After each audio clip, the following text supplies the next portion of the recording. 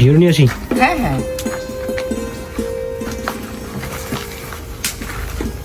চুলা তো জ্বলে গেছে না? একটু দেখো এখানে আমি কি রান্না করতেছি।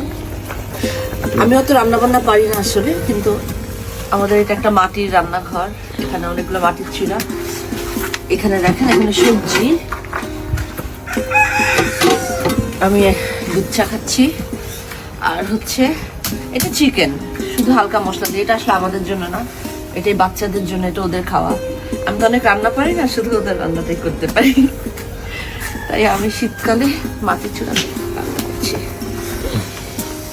আপনারা এক্সপেক্ট করেন না যে আমি আরো অনেক রান্না পারি না। এখানে আমাদের আসল শেফ দাঁড়ানো। আমরা কালকে বারবিকিউ করছি। বলো কালকে কি বারবিকিউ?